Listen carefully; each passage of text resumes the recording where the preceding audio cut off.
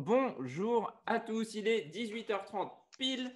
Le compte à rebours vient de nous dire qu'il était l'heure de commencer ce Talkiji numéro 8. Bonsoir à tous. Un Talkiji, le talk show de l'information jeunesse organisé par les professionnels du réseau tout au long de l'été jusqu'au 17 septembre. Je suis ravi de vous retrouver pour un numéro qui va être consacré à la danse notamment. On va jeter un petit œil au programme de ce Talkiji numéro 8.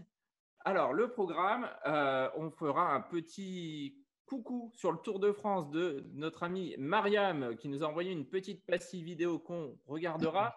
On dit bonjour à notre invité qu'on présentera un petit peu plus en détail tout à l'heure, William Messi, qui est président de l'Organisation nationale du hip-hop. Si vous avez des questions pour notre invité et que vous êtes sur Twitch, n'hésitez pas dans le module de chat. Il répondra aussi à vos questions ainsi qu'aux miennes. Le grand retour de Siegfried, qui est de mauvaise humeur. Et il est de très mauvaise humeur. Je crois qu'il n'aime pas l'été. Il n'aime pas Chaton non plus. Non. On aura la question de Chaton aussi pour notre invité. On enchaînera après avec Croc Actu, avec Pomalo qui nous livrera sa vision de l'actu par le dessin. Ensuite, je vous proposerai un petit jeu à vous, les chroniqueurs, cette semaine. Vous serez mis à profit cette semaine. Le coup de cœur, la chronique geek, parce que je ne suis pas tout seul en studio aujourd'hui. J'ai Hugo avec moi de Pourquoi le podcast, qui est notre geek de la semaine et qui nous fera une petite exclusivité. On continuera ensuite avec le coup de cœur de Cécile, la chronique Q comme sexualité, et on retrouvera en direct d'Albi ADJR Factory, une troupe de hip-hop d'Occitanie pour clôturer ce talk show par de la danse. Forcément, c'était le thème. On ne sera pas obligé de danser, nous. À tous, j'espère que vous allez bien, les chroniqueurs, que vous êtes en forme, que vous avez révisé vos pas de danse, que vous vous êtes échauffé, au moins la voix, à défaut du corps. Et c'est parti pour le Tour de France. Le Tour de France après le petit jingle.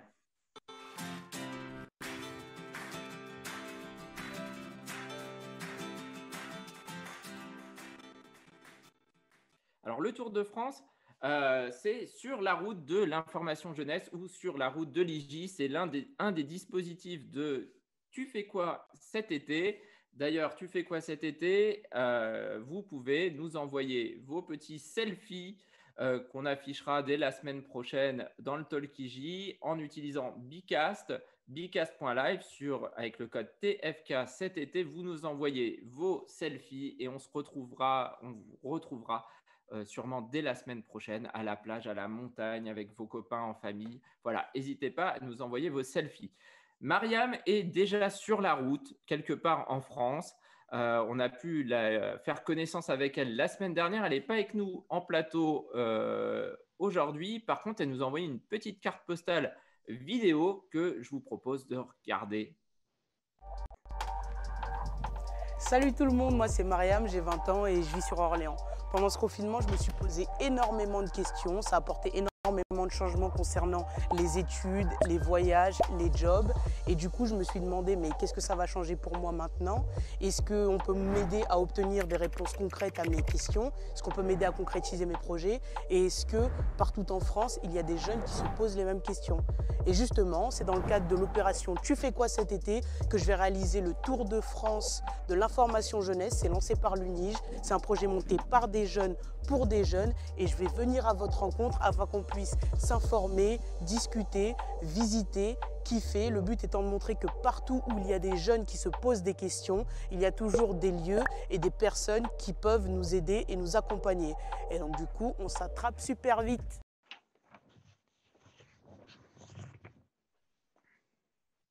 Et de retour en plateau après cette petite vidéo de Mariam, les pastilles vidéo de Sur la route de l'information jeunesse, vous pouvez les retrouver plusieurs fois par semaine sur la chaîne YouTube Info Jeune, jeune au pluriel. Et puis, vous pouvez également suivre un petit peu l'actualité de ce Tour de France à la découverte de l'information jeunesse sur Instagram, sur le compte de l'Union nationale de l'information jeunesse. Et dès la semaine prochaine, on retrouvera aussi à 18h30 Mariam qui nous fera soit une petite pastille vidéo, soit un petit micro-trottoir avec les jeunes qu'elle rencontre sur le terrain. Et donc, on dit à la semaine prochaine à Mariam et on passe, après le petit jingle, à notre invité.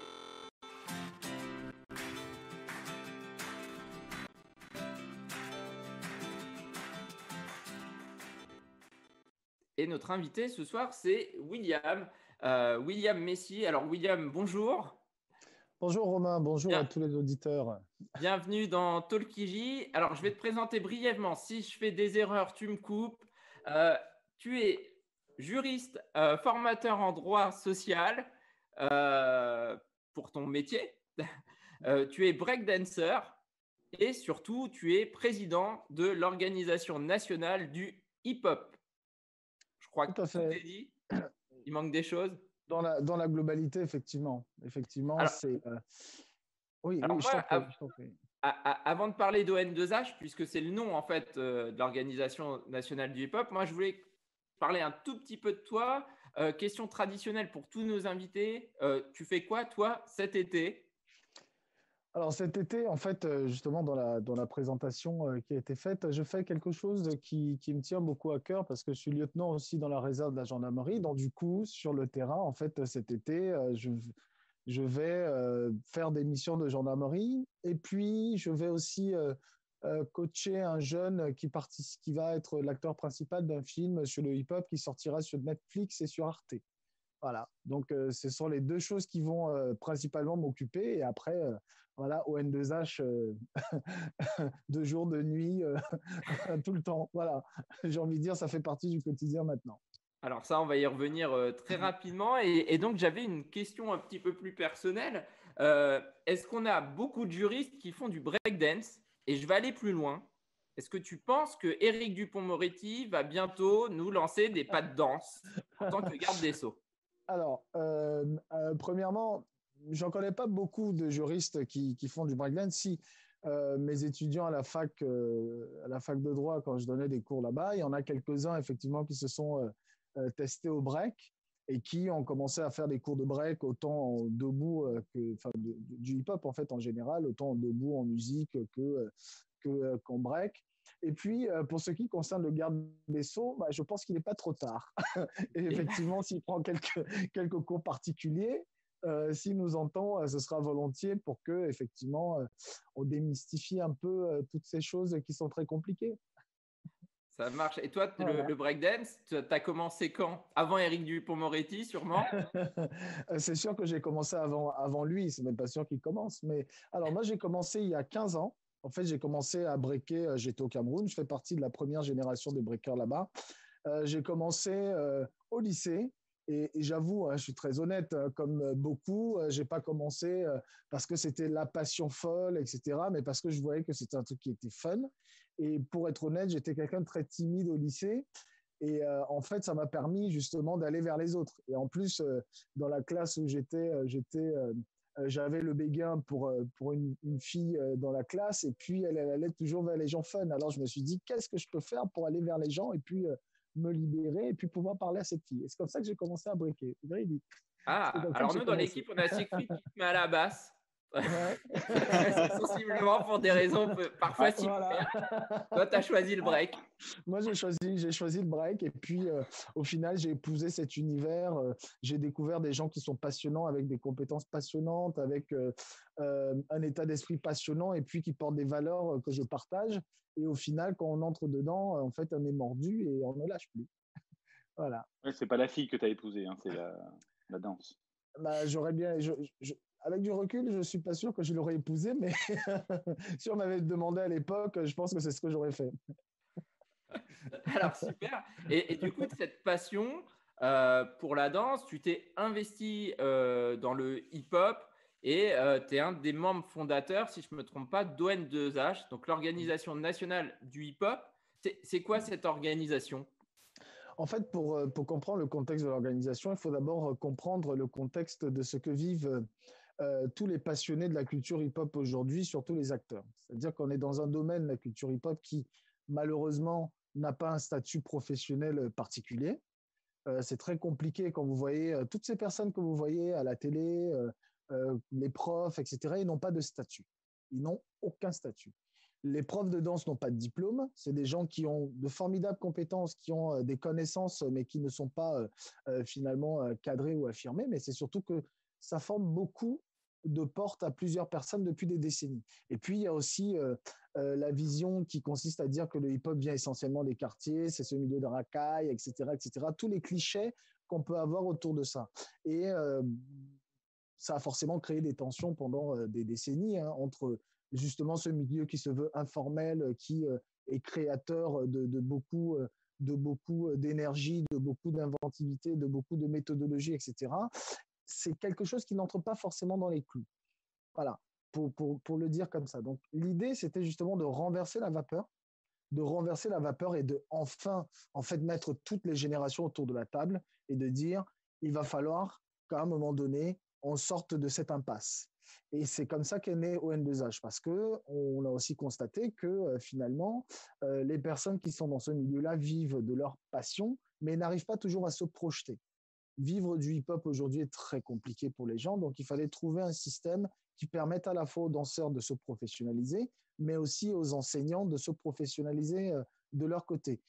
Et il ne faut pas oublier aussi le public en lui-même, qui, lorsqu'il est face à un professeur, il a besoin de quelqu'un qui a quand même conscience des notions de sécurité et qui a conscience des notions de santé publique pour qu'il sache effectivement qui est en face de lui et quel est l'état d'élève et quelle est la posture que peut avoir un enseignant. Donc c'est vraiment ce qui a motivé la création de ON2H, c'est vraiment accompagner les gens vers une professionnalisation et faire reconnaître enfin le hip-hop comme une culture à part entière. Alors, quand on parle de hip-hop, William, on a parlé de danse. Ça englobe plus de choses que la danse au N2H ou c'est uniquement centré danse? Ça englobe, alors la majorité, forcément, il fallait bien qu'il y ait des personnes qui impulsent la démarche. La majorité des personnes qui composent ON2H aujourd'hui sont des danseurs.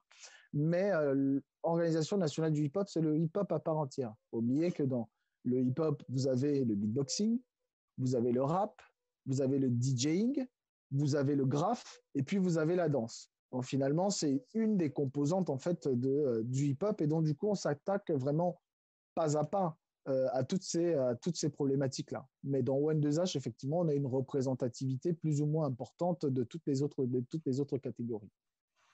Alors, on parlait de professionnalisation.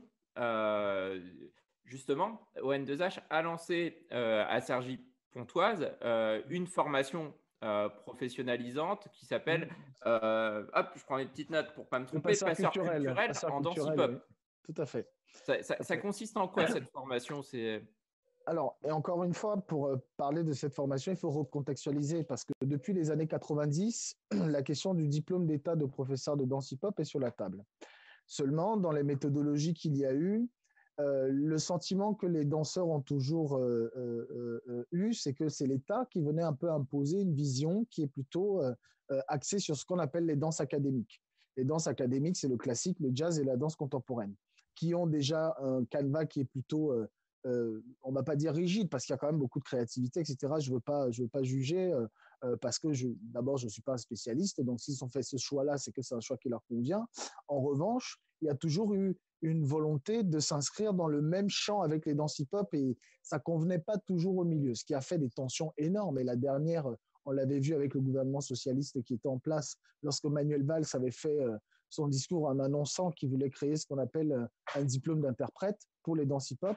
Le milieu s'est totalement révolté en disant que ça recommence. Ça fait des décennies qu'on nous dit que ce qu'on fait doit ressembler à ce que font les autres, alors que le hip-hop a quand même une histoire qui est maintenant vieille, qui est mûre, et donc les danses hip-hop peuvent construire elles-mêmes leur référentiel et tel qu'elles l'entendent. Et donc la formation de passeur culturel, c'est ça. C'est de former demain le futur professeur de danse qui, au-delà de transmettre des pas de danse, est capable de transmettre tout un bagage et toutes les valeurs de la danse hip-hop. Donc, il est vraiment au-delà du professeur de danse. C'est à la fois un médiateur, c'est un passeur. Voilà, c'est quelqu'un qui pourra enseigner, mais aussi accompagner des projets, accompagner des personnes, les orienter au mieux et leur inculquer aussi des valeurs qui sont importantes dans notre vie en société aujourd'hui où les gens sont forcément en perte de repères et on le voit bien. Et en plus, avec la recrudescence des réseaux sociaux, ça n'a pas forcément arrangé les choses. Eh bien, le hip-hop a toujours un peu joué ce rôle-là et on le voit même quand il y a souvent des tensions. Nous, on le cite souvent en exemple, le hip-hop entre aujourd'hui dans des endroits où personne ne peut rentrer. Eh bien, on se sert en fait justement de cette formation pour pouvoir avoir des ambassadeurs comme ça qui vont pouvoir servir de passeurs dans la société. Donc, au-delà d'être des professeurs de danse, c'est vraiment des gens qui sont un peu des régulateurs au niveau de la société. Voilà. Alors, comment je fais pour rentrer dans cette formation? Si moi, demain, je souhaite devenir passeur culturel hip-hop, est-ce que c'est possible ou est-ce que j'ai besoin d'un minimum de base technique en danse? Alors, c'est pas le cas pour moi. C'est vrai que ce qu'on veut, c'est quand même un minimum d'exigence parce qu'on veut que cette certification qui va déboucher aussi, ça on y reviendra peut-être tout à l'heure, cette certification est quand même un certain niveau. Un certain niveau parce que c'est aussi à la hauteur de la qualité qu'on retrouve dans le hip-hop en général. Donc, si Romain veut rentrer dans la formation de passeur culturel, première chose, il faut qu'il ait un certain niveau en danse, une certaine expérience, voilà, un certain niveau, une certaine expérience, parce qu'il va passer une audition. Et donc, à l'occasion de cette audition, il va être testé sur ses acquis techniques, sur sa motivation, et puis il va aussi être testé sur ses ambitions. Ça nous permet en fait de savoir à qui on a affaire, où est-ce qu'il en est, de manière à savoir comment on va l'accompagner au mieux pendant cette formation-là. Donc, une fois qu'on a passé ces auditions, on intègre la formation pour 2 années de formation complète à 450 € l'année. Ça, c'est important et ça, il faut remercier vraiment le travail de la ville de Cergy parce que c'est elle qui a été la première à avoir cru justement à cette formation et qui a souhaité l'expérimenter. Et là, on est en passe de l'avoir en certification. Et effectivement, grâce à ce montage en fait, qu'on a avec la ville de Cergy, contrairement à beaucoup de formations, on arrive à former des gens avec des danseurs qui sont de renommée internationale à un coût de 450 € l'année au quotidien. C'est-à-dire que les cours, c'est vraiment de 9h à 16h30 tous les jours. C'est une formation qui est très intensive. Mais avant d'arriver à cette étape-là, il faut envoyer voilà, une petite vidéo d'1 minute pour qu'on juge un peu du niveau et qu'on sache qui on présélectionne déjà pour les auditions. Il faut envoyer un CV et une lettre de motivation. Et ça, il faut l'envoyer soit à ON2H en allant sur contact-on2h.fr ou en allant sur le site de la ville de Cergy. Et sur le site de la ville de Cergy, on retrouve toutes les informations pour pouvoir faire la démarche. Et donc là, on est en phase d'audition, je crois. En tout cas, il reste des places. La formation, elle est prévue commencer quand? Alors, la formation elle débute en début octobre. Donc, on a une deuxième. Voilà. On a eu pas mal de candidatures, énormément de candidatures là, et on était d'ailleurs surpris parce que ça s'est fait pendant le confinement. On a eu énormément de candidatures, mais comme il y a un niveau qui est assez important et qui est demandé, parce que c'est une promo à 20 personnes, donc on choisit vraiment des gens qui sont motivés et qui sont capables de suivre ce rythme intensif. Donc, du coup, il y a une deuxième session d'audition qui aura lieu en septembre. Voilà, donc là, on en a déjà, il reste encore quelques places, donc il n'est pas trop tard pour intégrer cette formidable aventure. C'est ouvert aux jeunes filles comme aux garçons? C'est ouvert aux jeunes filles comme aux garçons. Et il faut être majeur. Voilà, il faut avoir 18 ans pour y prétendre. Mais voilà, c'est ouvert à tous, pas seulement aux Français d'ailleurs, puisque dans les 2 promotions qu'on a aujourd'hui à Cergy, on a des gens qui viennent de l'étranger, on a des Italiens, enfin voilà, des gens qui se déplacent vraiment pour venir suivre ce cursus-là.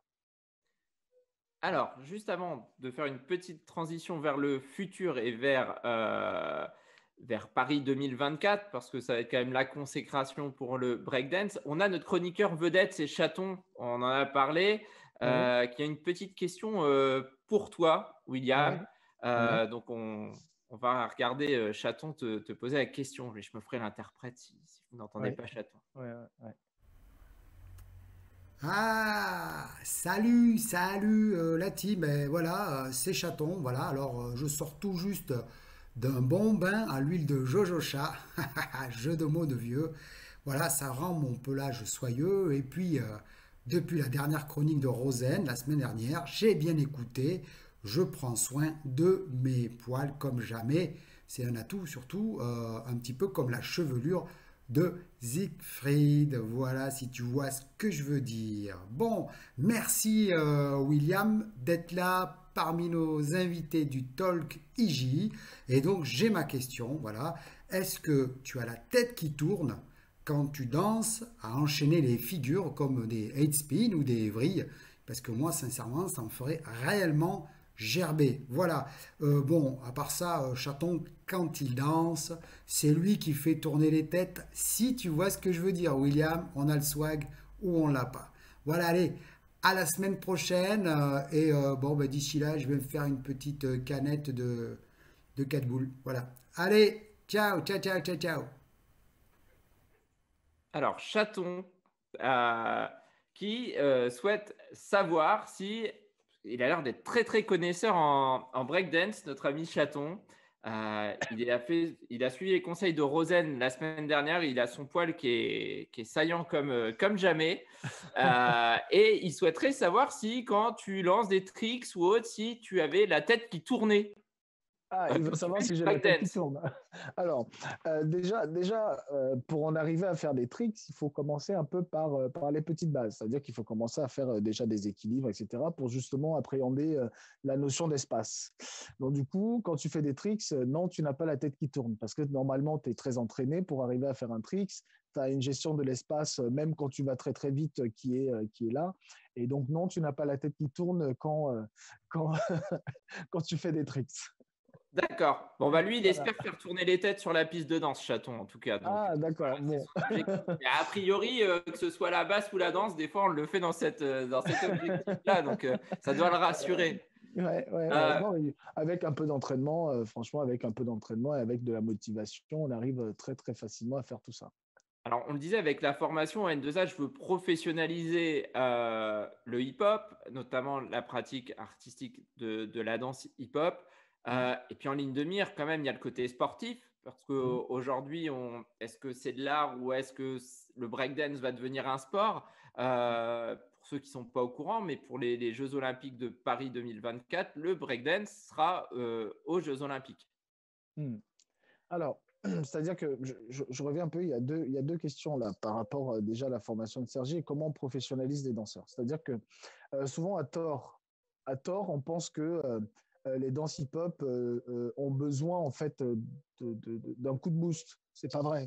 Mais ça, j'y reviendrai dans un deuxième temps. C'est pas vraiment vrai. Euh, euh, Lorsqu'on travaille sur la professionnalisation, nous, à Sergi, comme je le disais, c'était sur la question de l'enseignant. D'un autre côté, les danseurs au quotidien qui sont des artistes, bah, je le disais en liminaire tout à l'heure, leur statut est très difficile. C'est pour ça qu'actuellement, on a fait un tour de France là qui s'est terminé au mois de mars où on allait dans toutes les régions pour aller rencontrer tous les acteurs et leur demander un peu quelle était leur position par rapport à cette question des Jeux Olympiques et comment ils se définissaient eux. Donc on a eu des réponses et j'y reviendrai. Et d'un autre côté, comment est-ce qu'ils voyaient ces questions de professionnalisation sur le statut du danseur. Donc là, actuellement, on est en train de travailler sur... on a plusieurs groupes de travaux nationaux qui se sont lancés avec près de 200 personnes qui ont intégré ces groupes-là, qui réfléchissent justement au quotidien depuis plusieurs mois à comment on va sortir de ces questions de précarité dans le statut du danseur et puis la précarité aussi dans la pratique. Donc, là, on a plusieurs pistes. L'Assemblée nationale qui nous a auditionnés l'année dernière, l'été dernier, ça fait déjà un an, ça passe vite, est totalement preneuse justement de ces questions-là et on réfléchit en étroite discussion avec les parlementaires sur cette question-là. Mais le ministère de la Culture aussi a joué un rôle qui est quand même essentiel et continue à jouer un rôle là-dedans, puisqu'ils accompagnent aussi la démarche avec bienveillance, mais autant aussi l'Association des maires de France que France Urbaine. Maintenant, pour ce qui concerne les Jeux de Paris,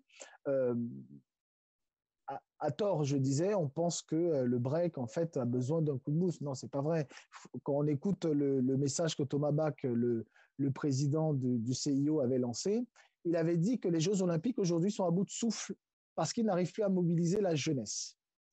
C'était ses propres mots. Et donc, l'objectif, c'était de prendre des disciplines qui rayonnent déjà et qui fédèrent des millions de personnes à travers la planète pour redonner du souffle aux Jeux Olympiques. Donc, on voit bien que la logique est un peu différente. C'est le break qui vient apporter un nouveau souffle aux Jeux Olympiques. Donc, c'est le hip-hop qui apporte. C'est déjà important pour l'histoire du hip-hop parce que du coup, on sent bien qu'il y a une valorisation justement du travail qui a été fait et les acteurs, tout le travail qu'ils ont fait, ils l'ont pas fait pour rien parce qu'on vient les chercher pour demander de l'aide. Il faut dire ce qui est, entre guillemets, pour faire vivre effectivement cette aventure sportive qui est les Jeux Olympiques. Maintenant, sur le break, est-ce que c'est un sport et un art? Il n'y a pas de débat sur la question. C'est un art. C'est un art, pourquoi? Parce que l'univers hip-hop ne se définit pas seulement par des mouvements, par des esthétiques. C'est un ensemble. S'il n'y a pas de DJ, il n'y a pas de speaker, il n'y a pas de danseur, il n'y a pas de rappeur, il n'y a pas de graffeur, il n'y a pas de beatboxer, il n'y a pas de break en réalité, parce que tout ça gravite dans un univers. C'est toujours à appréhender dans l'ensemble. Donc du coup, même si, c'est-à-dire qu'en France, demain, il y aura des personnes qui auront un statut de sportif. Mais aujourd'hui, personne dans le Tour de France qu'on a fait ne se définira et ne compte se définir comme un sportif. En revanche, effectivement, ça va permettre à une poignée de personnes, mais c'est déjà ça de prix, de pouvoir avoir un accompagnement, etc., etc. Ça, on en convient. Mais nous, dans la vision qu'on en a au sens large, et c'est partagé par tous les acteurs, c'est de dire qu'à côté de ça, il y a quand même des enjeux qui sont assez importants, c'est sur un quotidien. Parce qu'il ne faut pas oublier que dans la logique des Jeux Olympiques, ce sera forcément, je pense que on arrivera là, ce ne sera pas maximum, ce ne sera pas plus de 2 personnes par catégorie qui seront sélectionnées, c'est-à-dire 2 filles, 2 garçons pour la France. Ça veut aussi dire que les personnes qui vont avoir ce rayonnement-là, ce seront ces 2 personnes-là, donc ils vont voir un peu leur statut évoluer. Mais il y a encore tous ceux qui au quotidien pratiquent et font vivre en fait le break au quotidien, et cela, il faut s'en occuper. Donc ça, c'est important. Et d'un autre côté, vous savez qu'il y a dans le sport les listes de sportifs de haut niveau, etc. C'est pas des listes extensibles, hein, c'est toujours une poignée de personnes, mais je trouve que c'est déjà quelque chose de pris. Mais les Jeux Olympiques, en fait, dans la communauté hip-hop, pour que vous compreniez, c'est pas une fin en soi. C'est une étape. C'est un événement comme un autre. Vous savez, quand vous regardez les événements mondiaux qui sont organisés par les acteurs de la culture hip-hop, c'est démentiel. C'est-à-dire que c'est du mainstream, c'est du show incroyable. Donc du coup, les Jeux Olympiques, ce sera aussi un battle comme un autre, mais qui quand même vont apporter pour certains, en tout cas une petite poignée, un petit statut, et ce sera déjà très bien. Et en même temps, et c'est ça qui est intéressant, c'est que les mêmes personnes pourront aussi, de l'autre côté, avoir un statut d'artiste avec les travaux qu'on est en train de mener avec ON2H, de manière à ce que, pour un jeune qui va débuter demain, qu'il ait plus d'opportunités de pouvoir vivre du hip-hop. Voilà. Et en chevauchant un peu les différents statuts. Ça va donner aussi une image, attirer un nouveau public peut-être aussi au breakdance. Ouais. La compétition, ce sera du 1 contre 1 en battle, à la fois chez les garçons, à la fois chez les filles. Alors là, je parle pour les spécialistes, mais voilà, ce sera du 1 contre 1, c'est ça, William? Oui, c'est ça. Ce sera du 1 contre 1. En fait, alors, il n'y a encore rien de défini sur comment ça va se passer sur les étapes qualificatives, etc., etc.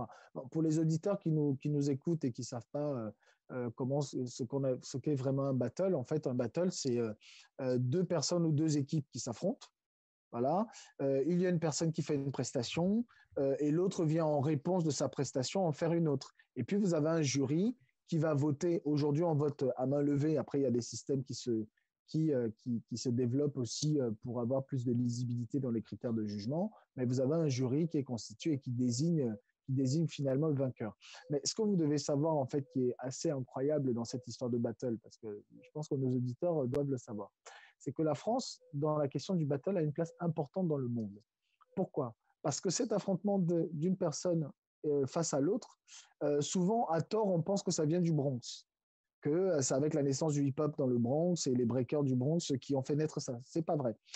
Dans le Bronx, lorsque les gens se défiaient, ils se défiaient dans un cercle. C'était chacun rentre dans le cercle, on échange dans le cercle, etc., etc. Mais c'est avec l'émission HIP-HOP, si vous vous en souvenez tous avec Sydney, que la notion de battle est apparue avec un jury. Donc finalement, vous voyez que la France, souvent on minimise un peu les exploits, j'ai envie de dire, qu'on a fait, mais la France, effectivement, est la créatrice de cette notion de battle qui, lorsqu'on parle avec Nico des PCB, à qui je dis Paris City Breaker, qui est la première génération de breakers en France, avec les Cool Chain, Joey Star, etc., leur objectif, c'était de faire revivre un peu cette tradition de combat, parce que les jeunes dans le Bronx, et même encore aujourd'hui, continuent à se battre pour s'en sortir, mais surtout, il fallait que, au-delà de s'affronter avec les armes, bah, qu'ils viennent s'affronter avec l'art.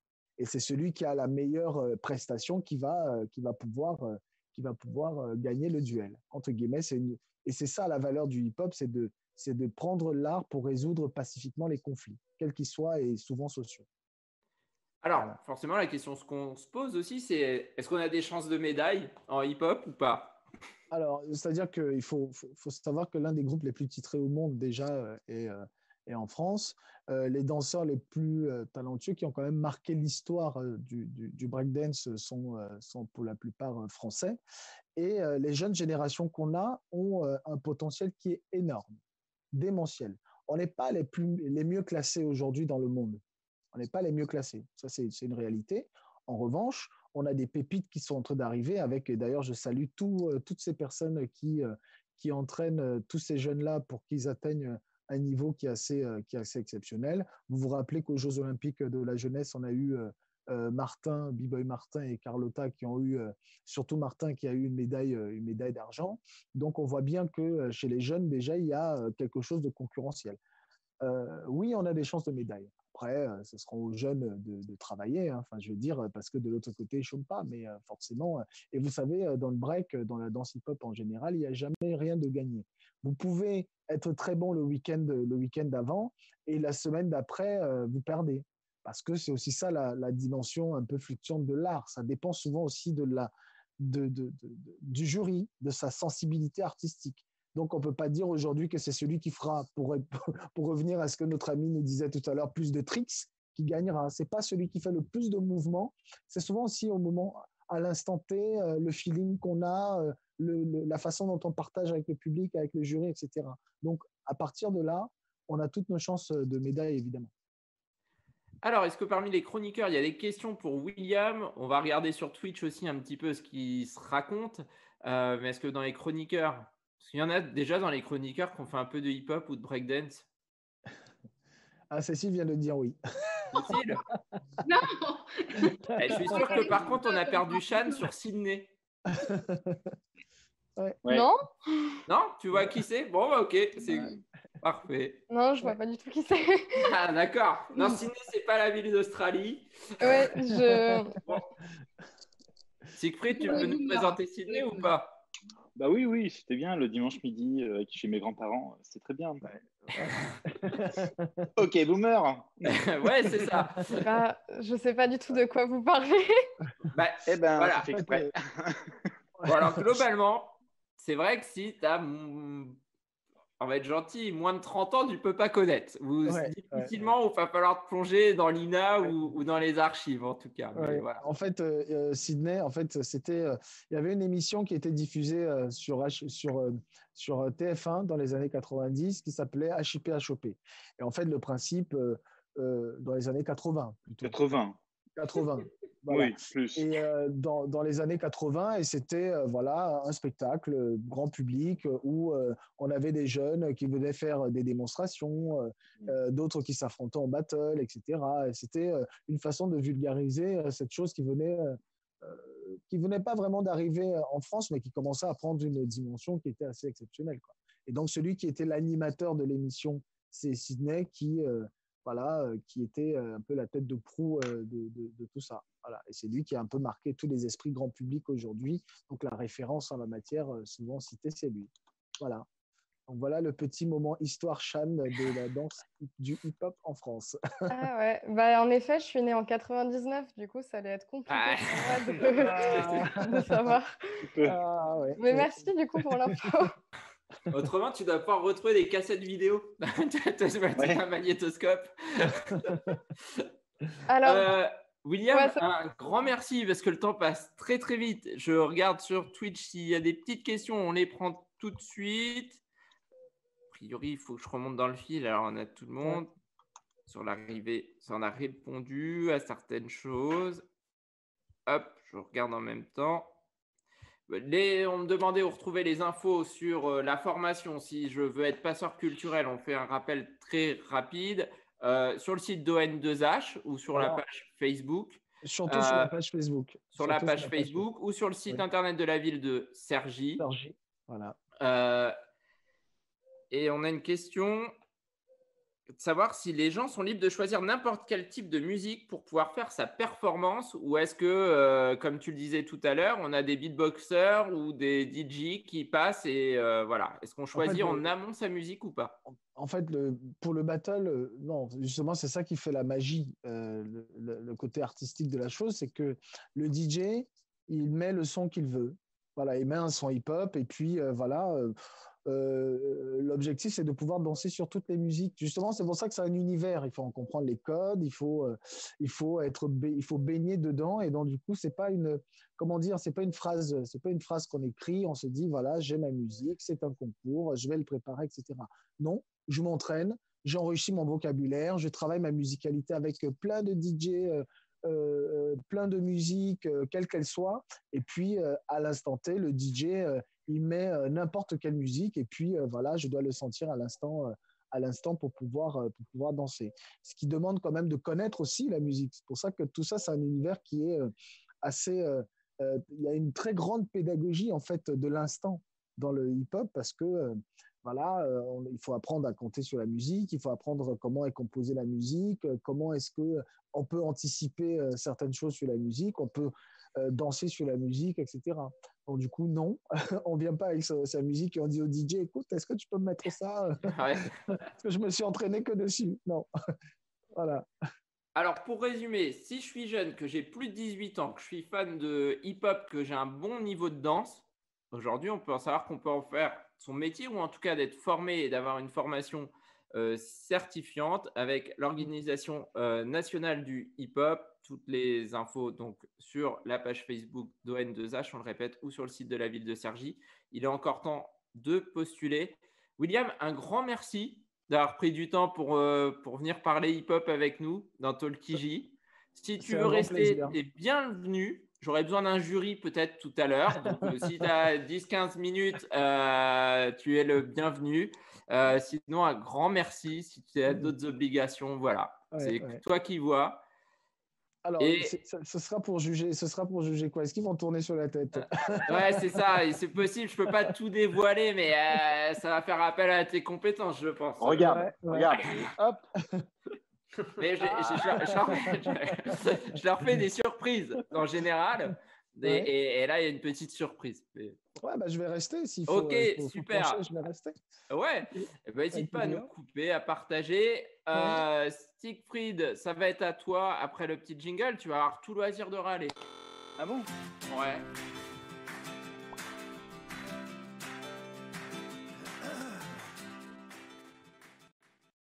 Et donc, Siegfried, qui est de retour, déconfiné, mais toujours mécontent. Ouais, bah déjà d'être là ce soir, à cette heure-là, en plein mois de juillet, j'ai un tout petit peu les boules, mais bon, bref, j'ai quand même fait une magnifique chronique rien que pour vous. Merci Siegfried, t'es content de nous retrouver quand même un peu? Très, ouais. Bon alors, déjà, on est en juillet, on est plus sur la fin de l'été qu'au début, mais il nous reste encore ce joli mois d'août pour apprécier et surtout supporter ce qui me donne le plus de boutons que les moustiques, les trucs de l'été. Alors, il y en a 3 grandes catégories. Il y a à la plage, sur les réseaux sociaux et les fondamentaux de l'été. Alors, à la plage, ce qui m'énerve le plus, comme tout le monde, ce sont les gens qui te collent avec leurs serviettes et qui se mettent à faire du cerf-volant juste à côté de toi. Et aussi, tu as ton super pote, le labrador, qui veut toujours jouer au ballon, au badminton ou au frisbee. Enfin, il a toujours envie de faire un truc. Aussi, c'est d'être obligé de sculpter son summer body pour faire les plus belles photos possibles au milieu des moches à la plage. Et la marque de tes tongs de bronzage, enfin les marques de bronzage sur tes pieds, la marque des tongs, ça, j'en parle même pas. Et sans parler des guêpes qui viennent toujours manger tes tranches de melon. Alors, maintenant sur les réseaux sociaux, ils viennent aussi avec leur super truc de l'été. On va avoir la chance d'avoir de nouvelles fake news sur le Covid, les masques, les fermetures des frontières. Et aussi, on va avoir la chance de recevoir, sans le demander, des selfies des vacances de nos potes sur Instagram avec une jolie mise en scène de leurs vacances qui n'existent pas. Bon, en même temps, tout le monde regarde et moi le premier. Après, on va avoir la chance d'avoir le nouveau challenge débile sur TikTok où tout le monde se met à nettoyer son miroir. Super. Les stories piscines de nos potes sur Snapchat ou encore mieux, les souvenirs Facebook de tes potes et c'est sans parler de tes souvenirs Facebook de l'année dernière avec ton amour d'été qui a finalement terminé l'été avec ta meilleure copine. Et c'est sans oublier les mises à jour de Fortnite qui te permettent d'avoir de nouvelles tenues encore plus moches que les anciennes. Et c'est sans parler de tous ces gamins qui sont en vacances et qui ont le temps de jouer et donc qui saturent les serveurs de Counter-Strike. Alors maintenant, on va passer aux fondamentaux de l'été. Tous les étés, depuis que je suis tout petit, on a le droit à la rediffusion de la Grande Vadrouille, les gens à Saint-Tropez et les émissions de télé. C'est sans oublier le Tour de France avec son lot de reportages de Jean-Pierre Pernaut. Et ouf, cette année, on n'est pas obligé en plus de se taper la Coupe du Monde. Et pour terminer, mon préféré, on a le droit au tube de l'été, celui d'Attic. Vous savez, la reprise pourrie Angela de Silence Supakru, qui m'énervait d'ailleurs déjà un petit peu à l'époque. Eh bien, imaginez-vous sur ce morceau en train de danser un slow en mode distanciation physique. Alors, j'ai envie de dire vivement l'année dernière. Bon, je ne vous parle même pas de la version Nuit de folie de Jul, parce que là, j'ai juste envie de pleurer. 2020, c'est décidément une année pourrie. Mais bon, ce qui me console le plus, c'est de savoir qu'en septembre, on va tous être confinés. Allez, pour 100 000 likes sur TikTok, j'arrête de faire des chroniques. 100 000 likes sur TikTok. Ouais. Non, sur 100 000 likes sur TikTok, tu nous fais une chronique bonne humeur. Peut-être. C'est encore un plus gros challenge du coup. C'est encore un plus gros challenge. Bon, alors, t'es rassuré. Alors, juste 2-3 corrections quand même, Siegfried. C'était la Coupe d'Europe cette année, mais elle reviendra l'an prochain. Ne t'inquiète pas. Okay. Et le Tour de France, on y aura droit au mois de septembre. Ah, c'est pas mais cet il est de maintenant. retour. Mais le seul Tour de France valable en ce moment, c'est le Tour de Ligy. De Ligy. Et ça, c'est la classe. Mais il y a la caravane ou pas? Peut-être. Il y a une voiture rouge qui se promène avec Tu fais quoi cet été partout en France. Donc, n'hésitez pas si vous la croisez à la prendre en photo et de l'envoyer sur Bicast. Voilà. Je ne sais pas s'ils lancent des cochonous ou des bobs. Ou des autocollants ou des pins. Des autocollants. Ça, je ne sais pas. Merci, Siegfried. Tu étais en forme. Je t'en prie. Et là, tu pars en vacances. Dans à peu près 1 heure. Donc, c'est pour ça que. À la montagne. Au colère. Non, en à Espagne. La montagne. Parce que de toute façon, cette année, on n'a pas le droit d'être collé à la plage. Oui. Et on va croquer l'actu maintenant. Alors, c'est super parce que j'ai une question du coup pour tout le monde. Eh ben, c'est parti, Shan. Ouais, on était sur le jingle, mais vas-y. T'as une question pour tout le monde, dis-nous. Ouais, allez. Alors, c'était quand votre dernier barbecue? À tout le monde. Ce week-end. Ça compte les plans de chat ou pas? De quoi? Les plans de chat, ça compte? Non. Non, bon, parce que moi, ça fait longtemps, mais j'ai vu qu'à Paris et maintenant à Nantes, c'est devenu les rois du barbecue. Parce que on l'a vu là le 18 juillet avec la cathédrale de Nantes qui a brûlé. Bon, c'est la deuxième, donc on ne sait pas encore si c'est, comme tu le disais, un challenge TikTok, une nouvelle mode ou juste un pur hasard. Bon, dans tous les cas, les causes de l'incendie restent encore un peu un mystère. On pense que c'est peut-être l'électricité qui a déconné. On ne sait pas trop. Bon. Les gilets jaunes. C'est ce qui a inspiré ton dessin qui va s'afficher dans quelques instants. Oui. Alors, j'ai dessiné des saucisses dessus, mais moi, je n'en mange pas, je suis végétarienne. Mais bon, on déplore quand même la perte de beaucoup d'œuvres d'art, donc c'est quand même un petit choc pour les personnes qui aimaient prier là-bas. Et pour l'instant, on estime la durée de la restauration à 3 ans. Donc, c'est assez énorme. Donc, bon, pour l'instant, moi, j'espère que ce sera la dernière à cramer parce que, franchement, pour le patrimoine français, il y a plein d'autres manières super cool de s'enflammer sur les réseaux sociaux. Merci, Shan. Et puis, pour lancer des barbecues, il y a plus facile que de faire dans une église ou dans une cathédrale. Oui. Ouais, c'est vraiment... mieux vaut le faire chez les copains, c'est plus facile. Et plus sympa aussi. Ouais. Ouais, il y en a qui ont des tuyaux là pour ceux qui voudraient allumer un barbecue ou... Un vrai, tu veux dire? Non, parce que le vrai barbecue, c'est celui où tu galères, quoi. Enfin, tu passes plus de temps à allumer le barbecue qu'à faire cuire la viande, en fait. Hein. C'est pour ça que Siegfried a opté pour la plancha, qui effectivement est nettement plus facile. Ouais, Mais est-ce qu'en termes de goût, la plancha est meilleure que le barbecue? Ce sera un autre débat. Notre débat, ouais. Parce que après manger, en général, on regarde des séries le soir. Et là, ça va être à toi, après le jingle, Cécile, de nous livrer ton coup de cœur.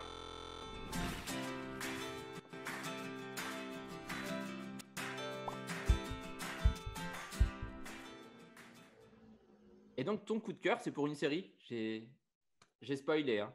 Oui, bah oui, c'est pas grave. Non, mais je remarque quand même que personne ne me demande comment ça va hein, depuis la semaine dernière, après la fin de The Last of Us. C'est sympa, les copains. Ah oui, pardon. Non. Et comment ça va? Bah, t'es là, Cécile, donc ça va a priori.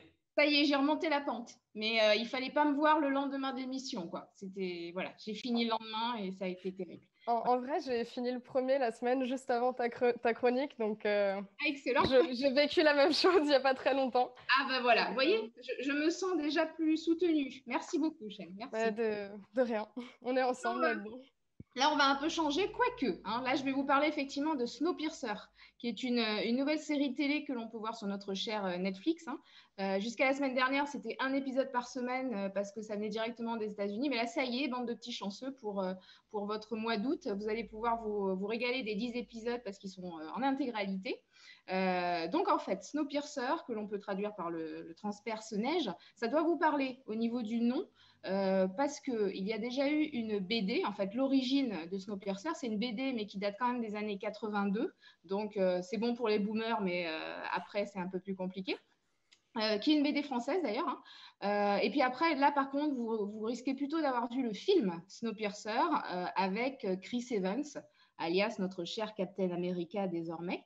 Et donc maintenant, ça y est, il y a la version série qui a débarqué et qui en plus est d'ores et déjà renouvelée pour une saison 2. Donc du coup, vous pouvez vraiment vous lancer parce que vous aurez les réponses à toutes vos questions. Donc c'est bien.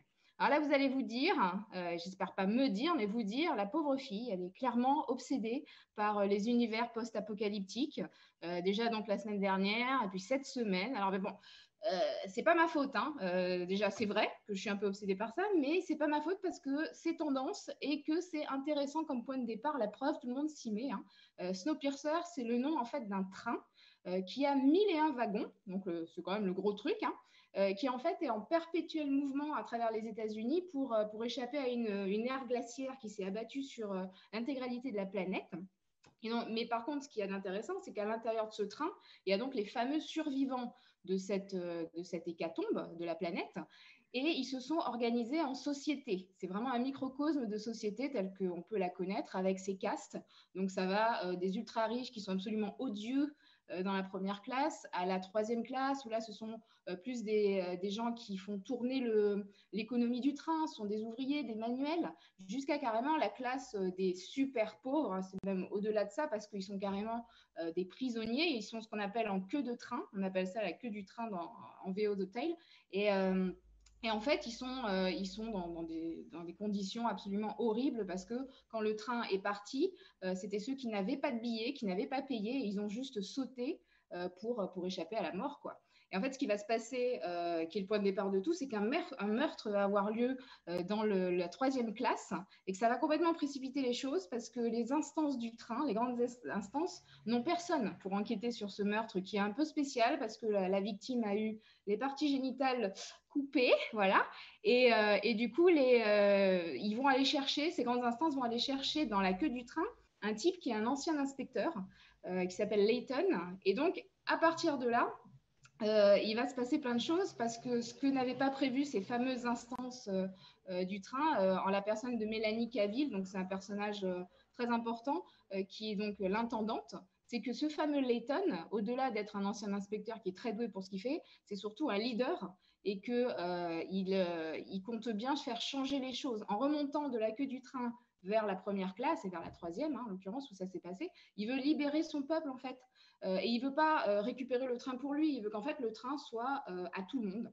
Voilà, donc c'est vrai que ça c'est la base, j'en dirai pas plus parce que ça évolue quand même pas mal. Au début, j'avoue que j'étais pas hyper transcendée, j'avais beaucoup aimé le film, j'ai pas lu la BD, mais le pilote, je l'ai trouvé un peu chiant, hein, pour être très honnête. Mais très vite, en fait, il faut s'accrocher parce qu'on se rend compte que cette enquête-là, ce meurtre, qui va se résoudre super vite, hein, c'est plié en 5 épisodes, c'est vraiment juste un prétexte. pour lancer ce qui va suivre, et notamment une avalanche de vérité sur ce qui est vraiment à la tête du train. Et là, vraiment, il y a plein de choses qui nous attendent.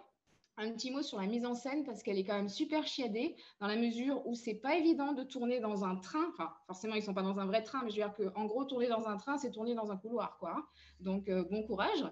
Et puis, avec des espaces très clos. Alors, évidemment, il y a cette impression de huis clos en plus, mais en même temps d'une société qui s'épanouit avec des choses très diverses qui se passent selon les wagons. Et voilà, il n'y a pas vraiment de star au casting, si ce n'est Jennifer Connelly, que vous devez voir en photo, là, qui passe, qui est une actrice de cinéma qu'on a déjà vue et dont le personnage est vraiment très, très intéressant. Et il y a aussi de très belles découvertes, notamment celui qui fait Layton, qui s'appelle David Diggs.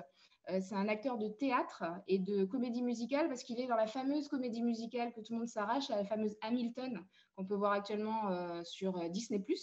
Et genre, je l'ai découvert en faisant cette chronique.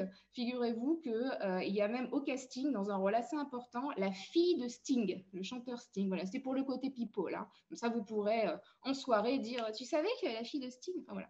Donc voilà, tout ça pour vous dire que c'est bien cool, franchement. Ça se décante bien au fur et à mesure, et c'est le binge-watching parfait pour les après la plage, après chez les grands-parents, après chez les oncles et tantes, enfin bref, pour votre été, quoi. Merci, Cécile. De rien. Et ça va? Ton été a l'air mieux que le mien, hein, quand même. Ah oui, bah... Alors, regarde Snowpiercer, ça ira mieux. Oui, bah, je vais faire. Mais ça va sinon? On prend de tes nouvelles quand même à la fin de... Non, mais trop tard, t'as pas demandé au début, t'as pas demandé à la fin, on a compris. Tant pis, on va jouer, je vais avoir besoin de William après mon petit générique. Voilà.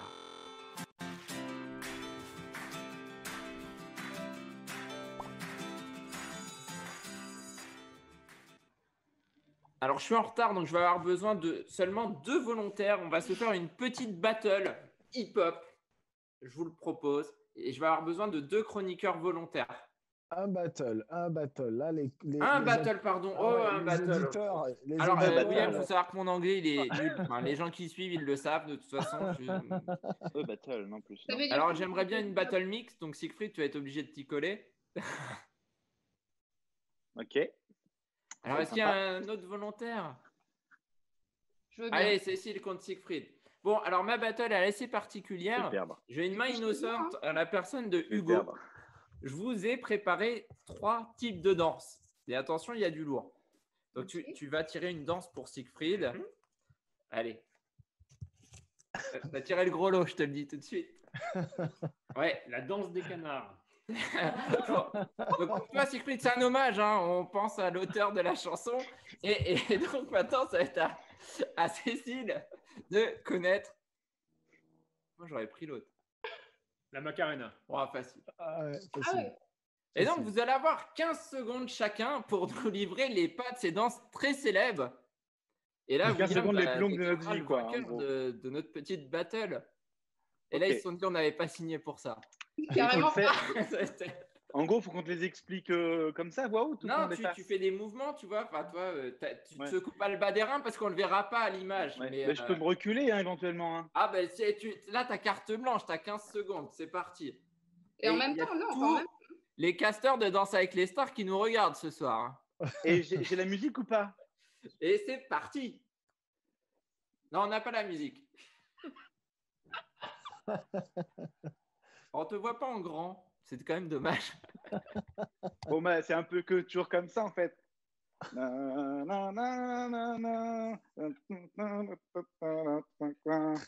C'est bon, les 15 secondes, là? C'est un peu long. C'est bon. Merci, Siegfried, pour ta prestation. Je crois qu'on peut t'applaudir. Là, vraiment... À votre service pour la France. Et donc, Cécile, qui a beaucoup moins de recul que toi, donc ça va être beaucoup plus compliqué donc je vais rester pour la Macarena.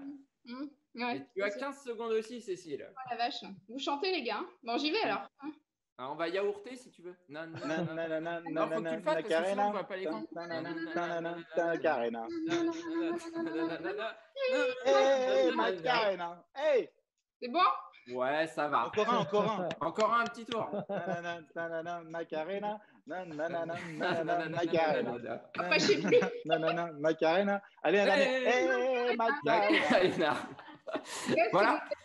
Alors, c'était pas très hip-hop. Mais bon, je connaissais le niveau des candidats.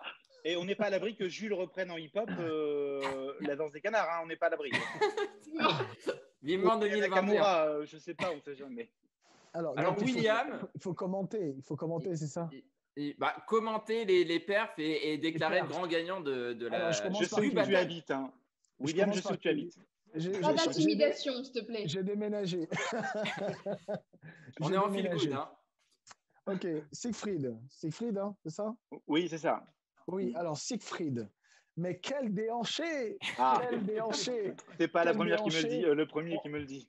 On a senti la passion, on a senti l'entraînement quotidien. On sent vraiment qu'on a affaire à un professionnel qui est expérimenté. Et pour ça, je te donne la note de 8 sur 10. Ouais! Alors là, champion. Ouais. Alors Cécile, mais quel bonheur de regarder, de danser sur le rythme, et de recommencer, de ne pas lâcher, évidemment, de prendre en compte l'espace qui est pas facile à gérer quand même. L'espace n'est pas facile à gérer, mais on sent que tu le fais aussi tous les jours avec passion. Et puis là, je pense que les auditeurs, ils ont dansé avec toi. Et donc pour ça, je te donne la note de 10. Eh ben voilà. Hashtag MeToo, là. Tu as gagné, Cécile. Tu vas pouvoir partir en vacances l'esprit tranquille. Carrément. Merci beaucoup, William. Alors, merci, William, de ta participation active à ce jury. Et sans transition, ou presque une petite transition, quand même.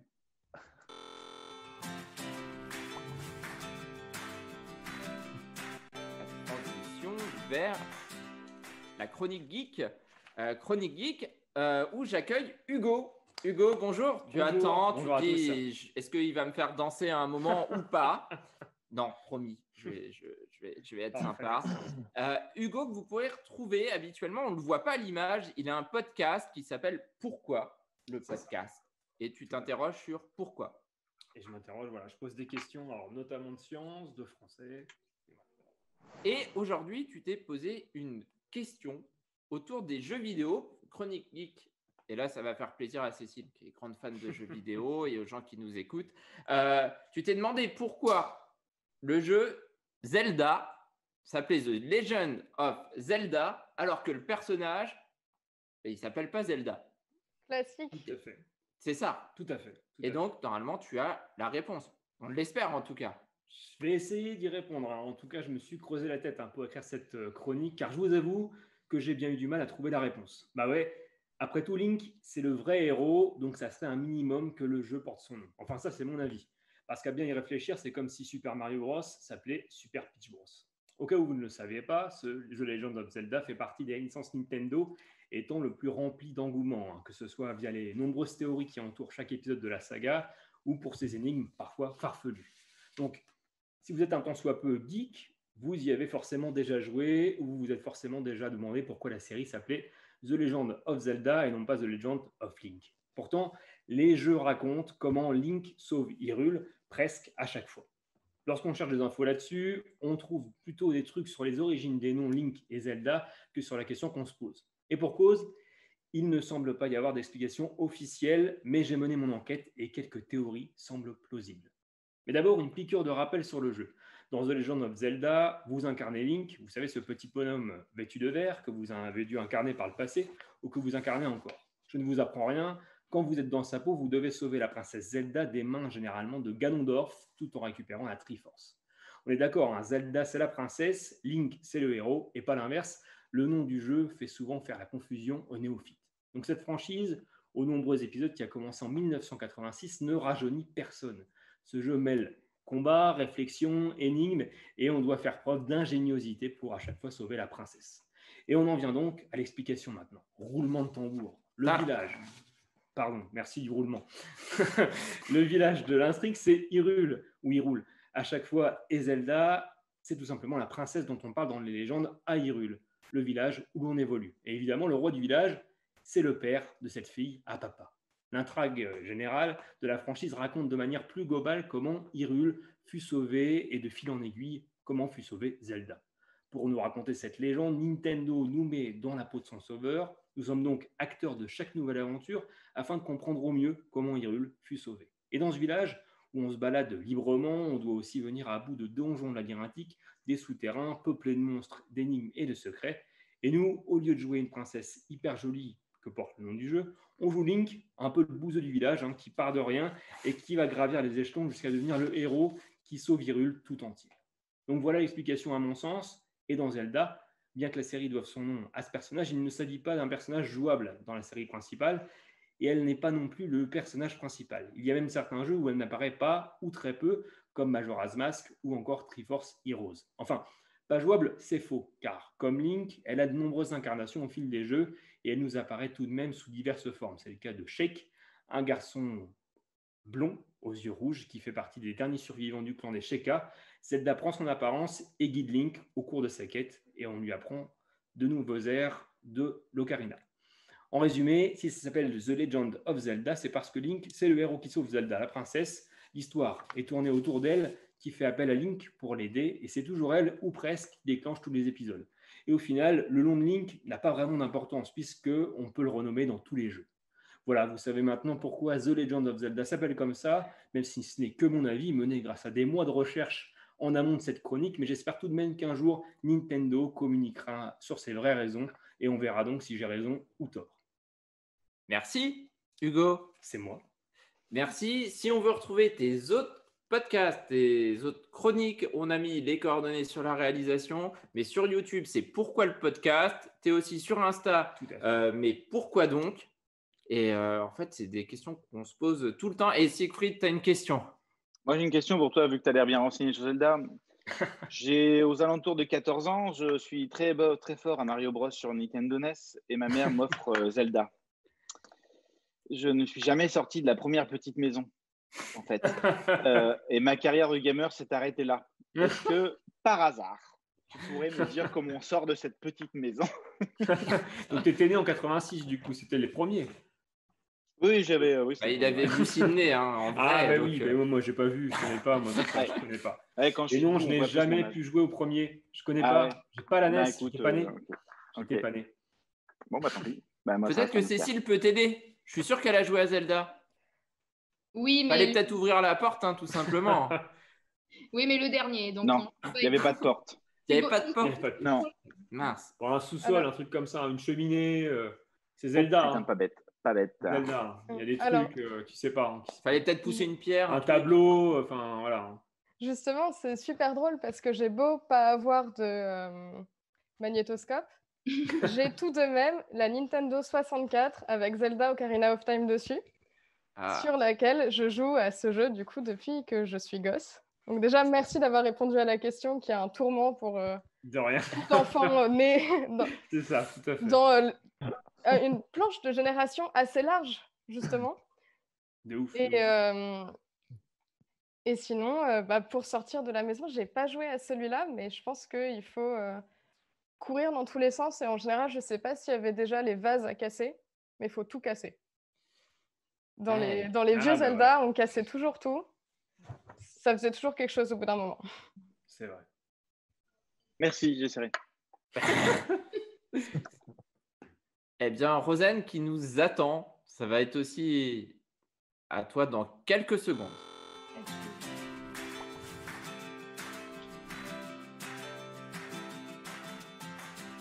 Et on dit au revoir à William avant la chronique Q comme sexualité. William, un grand merci. Un grand merci d'être venu parmi nous. À bientôt. Un grand plaisir et continuez, c'est super ce que vous faites.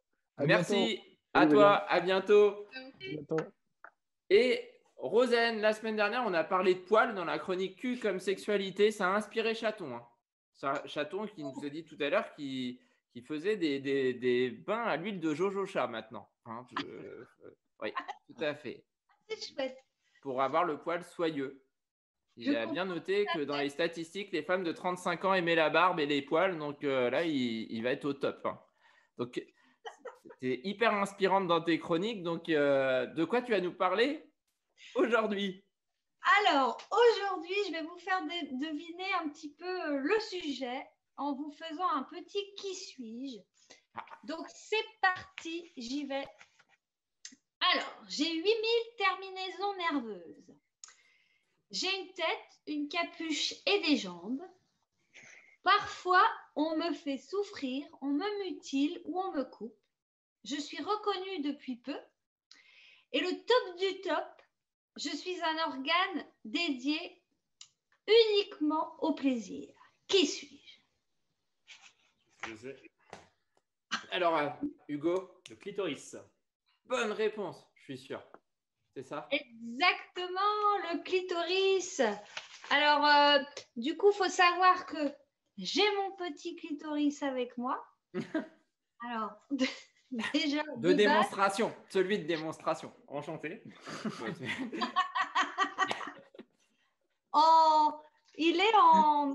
Voilà, il a été fait en imprimante 3D. Attends, je le mets où? Ah là. Voilà. Là.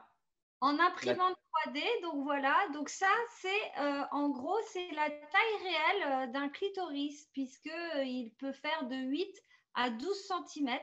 Et d'ailleurs, on l'expose comme ça souvent, mais en fait, il est comme ça.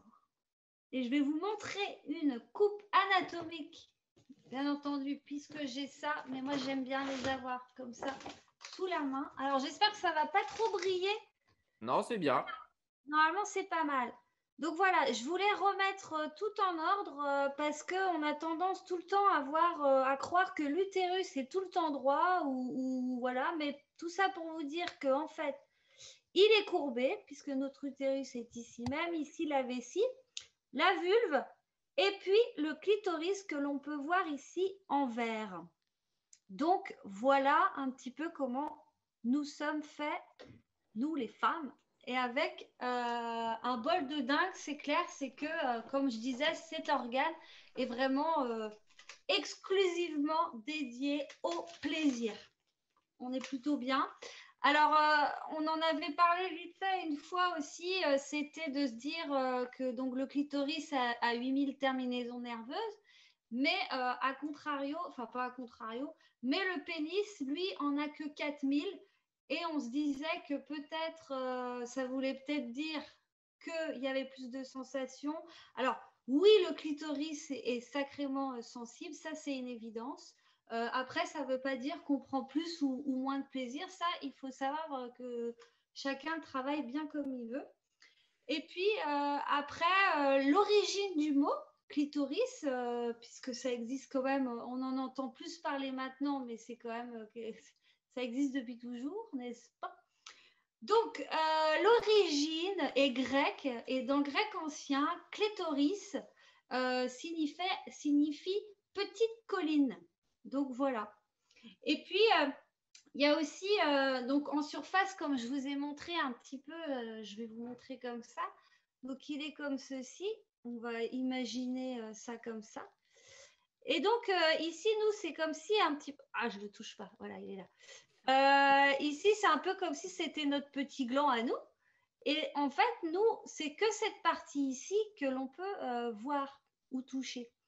Donc, mais il faut savoir que ce qu'on peut voir, ça peut aller jusqu'à 2 cm et à 1 cm de diamètre ici. Et puis tout le reste est bien sûr caché en dessous. Donc, voilà en gros. Et puis, avec ce bel organe, une femme, elle peut aussi également trouver son plaisir et avoir un plaisir en 30 secondes chrono. Et, ouais. Et même plusieurs d'affilée s'il le faut. Donc, voilà l'histoire du clitoris. Alors, il y en a plein d'autres, hein, mais en gros, petit résumé sur le clitoris. Voilà. Messieurs, dames. Sur la petite colline. La petite colline, oui, effectivement. Ou le monde Vénus. Il y a plusieurs aussi mots qui traînent et que tout le monde peut utiliser. Ça, c'est comme chacun. Ah, Siegfried. Et les 8000 terminaisons nerveuses, c'est sur tout l'ensemble de l'organe ou c'est juste sur une partie? Ah oui, c'est surtout l'ensemble. D'accord. Tout ça, en fait, c'est sensible parce qu'on a tendance à se dire qu'on est clitoridienne ou vaginale. Et en fait, le truc, c'est que c'est vraiment les petites pattes, enfin, les petites jambes ici, en fait, elles vont vraiment jusque. Alors voilà, j'ai fait tomber le plan. Tout ici, en fait, donc la sensation, elle est partout ici. Et donc là, le clitoris que l'on voit, nous, l'extrémité qui sort de la vulve. Mais après, à l'intérieur, en fait, quand on dit qu'on a un orgasme vaginal, c'est parce qu'on le sent jusqu'au bout des petites jambes, quoi. Mais après, il y en a, c'est plus sensible que d'autres. Mais effectivement, c'est surtout le long du clito qu'il y a les sensations et les limites terminaisons nerveuses. Et Shan qui veut prendre la parole. C'est juste pour préciser, il n'y a pas que des femmes qui ont des clitoris, il y a aussi des hommes transgenres qui ne sont pas opérés. Donc, c'est vraiment plein de gens, non? C'est super. Ah mais bien sûr, bien sûr. Oui, c'est vrai que après, comme tu dis, tous les genres, il y a effectivement aussi, les mecs qui peuvent aussi, enfin les transgenres et qui ont aussi cet organe, et bien entendu, bien entendu. Merci Rosen. Mais de rien. À la semaine prochaine, parce que toi, tu ne seras pas en vacances la semaine prochaine. Et on va clôturer l'émission avec l'heure du show.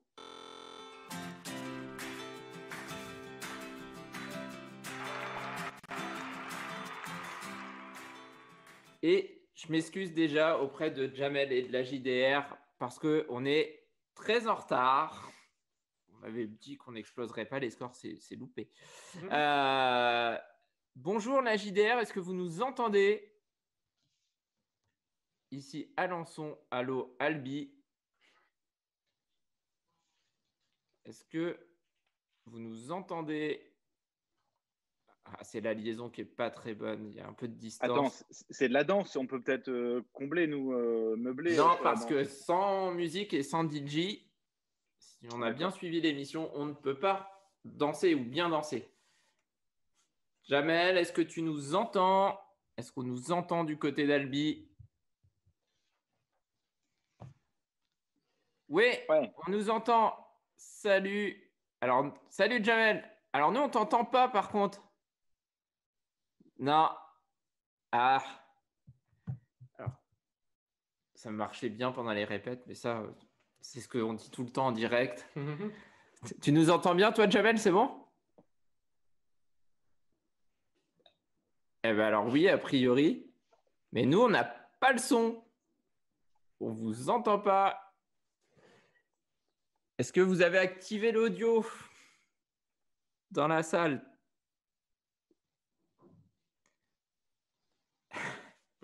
Alors, on va le faire en signe. Sinon, on va le faire en danse.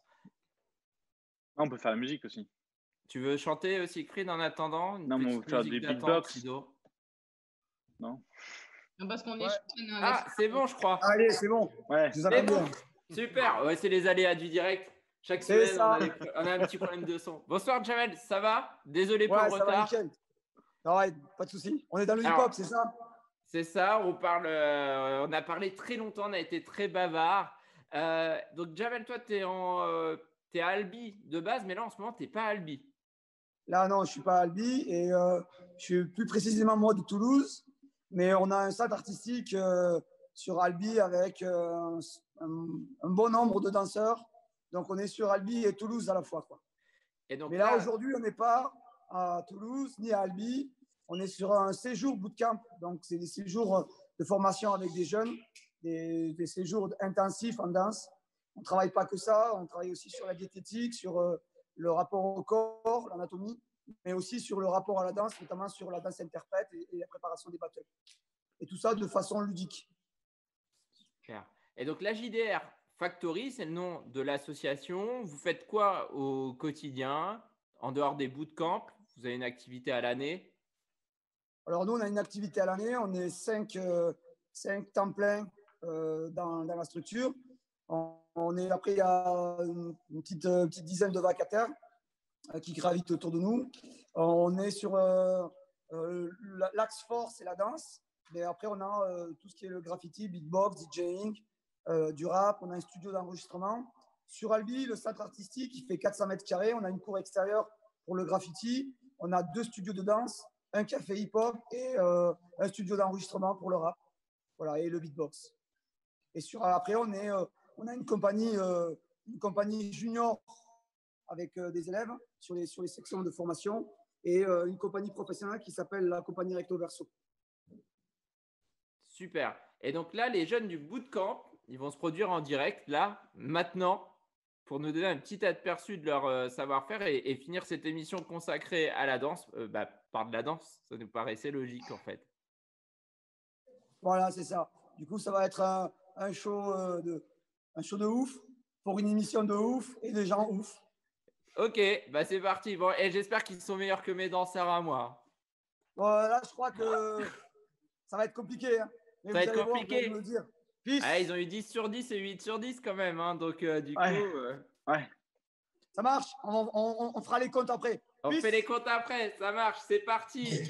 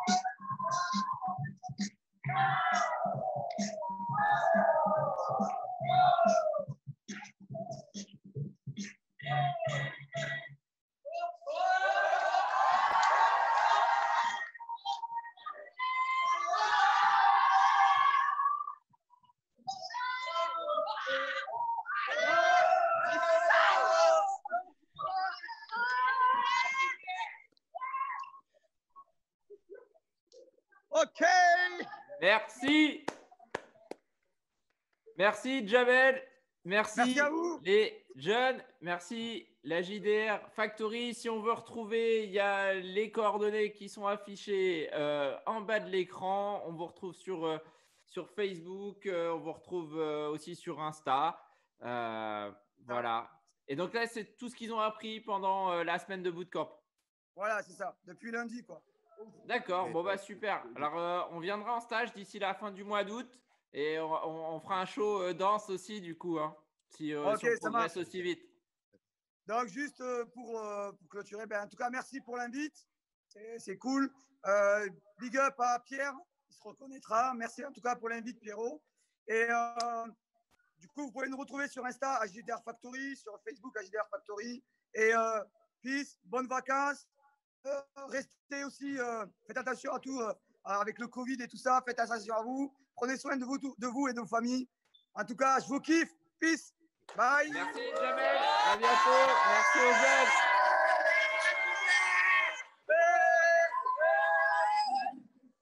Merci à vous. Bonne fin de bootcamp. Nous, on se retrouve la semaine prochaine pour Talkiji numéro 9. On changera carrément d'univers parce qu'on peut déjà annoncer que la semaine prochaine, notre invité, ce sera Vraf. Il est ancien head coach de l'équipe de France d'Overwatch. Aujourd'hui, il est coach professionnel de Valorant. Alors, si ça ne vous parle pas, c'est du jeu vidéo professionnel, c'est de l'e-sport. On parlera d'e-sport notamment la semaine prochaine. On aura de l'électro pour clôturer l'émission. On retrouvera tout un tas de chroniques des jeux. Rendez-vous jeudi prochain à 18h30. N'oubliez pas de vous abonner sur Twitch si ce n'est pas encore fait, si vous ne souhaitez pas manquer la prochaine émission. À ceux qui s'en vont en vacances, bonnes vacances. On se retrouve après. reposez-vous bien. Shan, Rosen, à la semaine prochaine. Nous, 18h30, jeudi. Merci, portez-vous bien et à la semaine prochaine. Bon Salut. été, salut. Salut. Salut. Salut. Salut.